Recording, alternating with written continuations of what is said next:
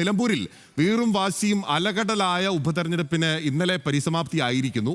നിരവധി രാഷ്ട്രീയ കോളിളക്കങ്ങൾക്ക് സാക്ഷ്യം വഹിച്ച ഉപതെരഞ്ഞെടുപ്പായിരുന്നു നിലമ്പൂരിലേത്. 11,000-ലേറെ വോട്ടിന്റെ ഭൂരിപക്ഷത്തിലാണ് പിതാവ് ആര്യാടൻ മുഹമ്മദ് ദീർഘകാലം കുത്തകയാക്കി വെച്ചിരുന്ന മണ്ഡലം യുഡിഎഫിന് വേണ്ടി മകൻ ആര്യാടൻ ഷൗക്കത്ത് തിരിച്ചുപിടിച്ചത്. തെരഞ്ഞെടുപ്പിലേറ്റ തിരിച്ചടി പരിശോധിക്കാൻ ഒരുങ്ങുകയാണ്. അതേസമയം CPIM വോട്ടുകൾ ചോർന്നിട്ടുണ്ട് എന്നുള്ളതാണ് പാർട്ടിയുടെ വിലയിരുത്തൽ. ഭരണവിരുദ്ധ വികാരം ഉണ്ടായിട്ടില്ലെന്നും CPIM ആവർത്തിച്ച് പറയുകയാണ്. അൻവർ ഫാക്ടർ തെരഞ്ഞെടുപ്പിൽ അലയടിച്ചു എന്നതിൽ സംശയമില്ല. LDFനും UDFനും സ്വാധീനമുള്ള പഞ്ചായത്തുകളിൽ അൻവർ ഒരേപോലെ വോട്ട് പിടിച്ചെന്നാണ് കണക്കുകൾ സൂചിപ്പിക്കുന്നത്. രാഷ്ട്രീയ കേരളം ഉറ്റുനോക്കുന്നത് എന്താകും അൻവറിന്റെ രാഷ്ട്രീയ ഭാവി എന്നതാണ്. UDFിലേക്കുള്ള വാതിൽ തുറക്കുമോ, അൻവർ ഒറ്റയാൾ പോരാളിയായി തുടരുമോ? ഒരുപാട് ചോദ്യങ്ങൾ ബാക്കിയുണ്ട്. ആ ചോദ്യങ്ങൾക്കെല്ലാം ഉത്തരം ആസിഫ് മുഹമ്മദ് നൽകും എന്ന് നമുക്ക് പ്രതീക്ഷിക്കാം. പക്ഷേ ആസിഫിന് പോലും പ്രെഡിക്റ്റ് ചെയ്യാനാവാത്ത പല ഉത്തരങ്ങളും അതിൽ നിൽക്കുകയാണ്. ആസിഫ്, ഈ ചോദ്യങ്ങൾക്കുള്ള ഉത്തരങ്ങളെല്ലാം തേടുന്നതിന് മുൻപേ സാധാരണഗതിയിൽ ഒരു ഉപതെരഞ്ഞെടുപ്പ് കഴിഞ്ഞതിൻ്റെ പിറ്റേ ദിവസം അല്ലെങ്കിൽ ആ രാത്രിയാണല്ലോ നമ്മൾ റിപ്പോർട്ടർമാർ നന്നായി ഉറങ്ങുന്നത്. കാരണം അത്രയും ദിവസം ഉറക്കമല്ല ഇത്ര ദിവസം ഓട്ടമായിരിക്കും. എങ്ങോട്ടെല്ലാം ഓടണം, ഏതെല്ലാം സമയത്ത് ഓടണം എന്ന കാര്യത്തിൽ ഒരു നിശ്ചയവും ഉണ്ടാകില്ല. അപ്പോൾ നന്നായി ഉറങ്ങിയോ ആസിഫ്? Good morning.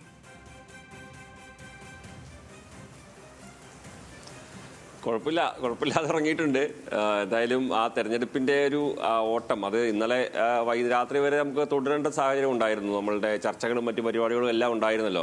സ്വാഭാവികമായും ഈ തെരഞ്ഞെടുപ്പ് വളരെ വീറും വാശിയുമുള്ള തെരഞ്ഞെടുപ്പായതിനാൽ തന്നെ സാധാരണഗതിയിൽ പ്രതീക്ഷിക്കുന്നതിനേക്കാൾ വലിയ രീതിയിൽ നമുക്ക് സമഗ്രമായ കവറേജുകൾ നൽകുന്ന സാഹചര്യം ഉണ്ടായിരുന്നു. അതുകൊണ്ട് തന്നെ മാത്രമല്ല LDF UDF പോരാട്ടത്തിന്റെ അപ്പുറത്തേക്ക് അൻവർ കൂടി വന്നതോടുകൂടി അതിന്റെ സ്വഭാവം തന്നെ മാറിയ ഒരു തെരഞ്ഞെടുപ്പായിരുന്നു എന്നതിനാൽ തന്നെ വളരെ സജീവമായ ചർച്ചകളിൽ നിന്ന് തെരഞ്ഞെടുപ്പാണ്. അതിന് ഏറ്റവും ഒടുവിലുള്ള ഫലം വരുമ്പോൾ UDF വലിയ മെച്ചപ്പെട്ടൊരു വിജയം നേടുമ്പോഴും ഇനിയുള്ള ദിവസങ്ങളിലും സജീവമായി ചർച്ചയിൽ ഇടം നിൽക്കുകയും വാർത്തകളിൽ ഇടം പിടിക്കുകയും ചെയ്യുന്ന ഒരു തെരഞ്ഞെടുപ്പ് ഫലമായി നിലമ്പൂര് മാറും എന്നുള്ള കാര്യം ഉറപ്പാണ്. എന്തായാലും വരുന്ന ദിവസത്തെ വാർത്തകളിലും അത് തന്നെയായിരിക്കും സജീവമായി മുന്നോട്ട് പോകുക. പിന്നെ സ്വാഭാവികമായും ബിജിൽ ചോദിച്ചതുപോലെ തന്നെ ഇത് ഇനി വരാൻ പോകുന്ന ദിവസങ്ങളിൽ ഏത് തരത്തിലായിരിക്കും നിലമ്പൂർ ചർച്ചയാകുക എന്നുള്ളത് ഏറ്റവും പ്രധാനപ്പെട്ടതാണ്. കാരണം LDFനെയും UDFനെയും സംബന്ധിച്ചിടത്തോളം അത് ചർച്ചകളിൽ നിലനിൽക്കാനുള്ള ഒരു സാധ്യതയുണ്ട്. കാരണം ഈ തെരഞ്ഞെടുപ്പ് UDF വിജയിച്ചാൽ അത് ആര്യാടൻ ഷൗക്കത്തിന്റെ ഒരു വിജയം മാത്രമായോ അല്ലെങ്കിൽ UDFന്റെ നിലമ്പൂരിലെ ഒരു സീറ്റ് തിരിച്ചു പിടിക്കുകയോ ചെയ്യുന്നത് മാത്രമായുള്ള തെരഞ്ഞെടുപ്പ് അല്ല എന്നുള്ളത് വ്യക്തമാണ്. അതിന് നേതൃത്വം നൽകിയ ആളുകൾ അതിൻ്റെ സ്വാഭാവികമായും ക്രെഡിറ്റ് ഏറ്റവും കൂടുതൽ പോകുക നമുക്കറിയാം VD സതീശനിലേക്കാണ്. ഈ തെരഞ്ഞെടുപ്പ് തോറ്റാൽ VD സതീശൻ എന്നുള്ള നേതാവ്, പ്രതിപക്ഷ നേതാവ്, ഒരുപക്ഷെ അദ്ദേഹത്തിന് UDFന്റെ നേതൃസ്ഥാനത്ത് നിന്ന് മാറി നിൽക്കേണ്ടി വരുന്ന സാഹചര്യം ഉണ്ടാകാം.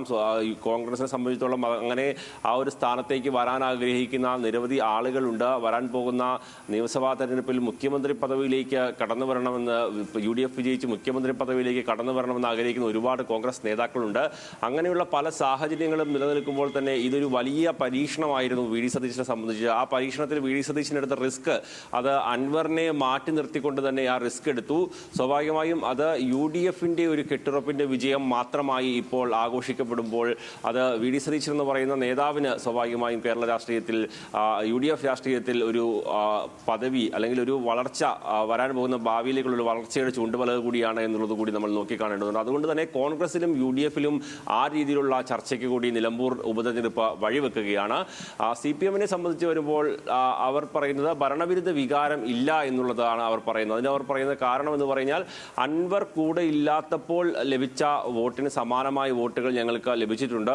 PV പ്രകാശ് പിടിച്ച വോട്ടുകൾ സ്വാഭാവികമായും ആര്യാടൻ ഷൗക്കത്ത് ലഭിക്കാത്ത സാഹചര്യമുണ്ട്. അങ്ങനെയുള്ള ചില കണക്കുകൂട്ടലുകൾ കൊണ്ടാണ് ഭരണവിരുദ്ധ വികാരമില്ലാതെ അൻവർ അങ്ങോട്ടും ഇങ്ങോട്ടും മാറിയത് കൊണ്ട് മാത്രം ഞങ്ങളെ ബാധിച്ചതാണ്. അത് UDFന്റെ മണ്ഡലമാണ്. 35 വർഷം അടുപ്പിച്ച് ആര്യാടൻ മുഹമ്മദ് ഉണ്ടായിരുന്ന അല്ലെങ്കിൽ വിജയിച്ച മണ്ഡലമാണ്. തുടങ്ങിയ കാര്യങ്ങളാണ് CPM പ്രധാനമായും നിരത്താൻ ശ്രമിക്കുന്നത്. പക്ഷേ അതിന് അപ്പുറത്തേക്ക് ഒരു പരിശോധന CPMന് വേണ്ട സാഹചര്യം ഉണ്ടാവണം എന്നുള്ള അഭിപ്രായവും വലിയ രീതിയിൽ ഉയർന്നു വരുന്നുണ്ട്. കാരണം ഈ ഒരു തെരഞ്ഞെടുപ്പിനെ സംബന്ധിച്ച് പറയുകയാണെങ്കിൽ പ്രചാരണ രംഗത്തെല്ലാം സജീവമായി ഇടപെട്ട തെരഞ്ഞെടുപ്പാണ്. അത് CPM ഏതൊക്കെ ആയുധം പുറത്തെടുത്ത് പ്രചാരണം നടത്താമോ അത്തരത്തിലുള്ള എല്ലാ പ്രചാരണവും നടത്തി. കാരണം അത് ഈ തെരഞ്ഞെടുപ്പിനെ സംബന്ധിച്ചിടത്തോളം CPMനെ വിജയിക്കുക, UDFനെ തോൽപ്പിക്കുക എന്നതിൻ്റെ അപ്പുറത്തേക്ക് അൻവറിന് വലിയ മറുപടി നൽകാൻ ലക്ഷ്യമിട്ടുള്ള തെരഞ്ഞെടുപ്പായിരുന്നു. പക്ഷേ അങ്ങനെ വന്നപ്പോൾ പോലും സ്വാഭാവികമായും അൻവർ വലിയ രീതിയിൽ വോട്ട് പിടിക്കുന്നു. അൻവർ വോട്ട് ചോർത്തുന്നു.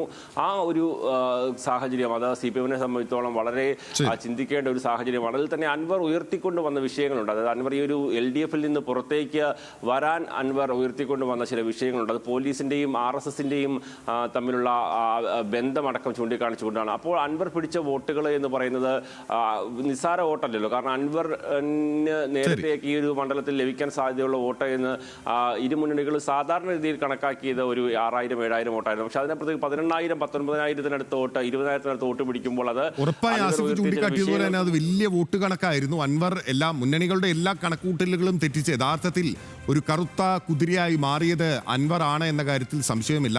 ആ രാഷ്ട്രീയ പോരാട്ടത്തിന്റെ ഗതി നിർണ്ണയിച്ചത് അൻവർ ആണ്. എത്രത്തോളം അൻവറിനെ എഴുതി തള്ളിയാലും ആ മണ്ഡലത്തിൽ അൻവറിനുള്ള സ്വാധീനം അരക്കിട്ട് ഉറപ്പിച്ചിരിക്കുകയാണ്. താങ്ക് യു ആസിഫ് മുഹമ്മദാണ് വളരെ വിശദമായ വിവരങ്ങൾ നൽകിയത്.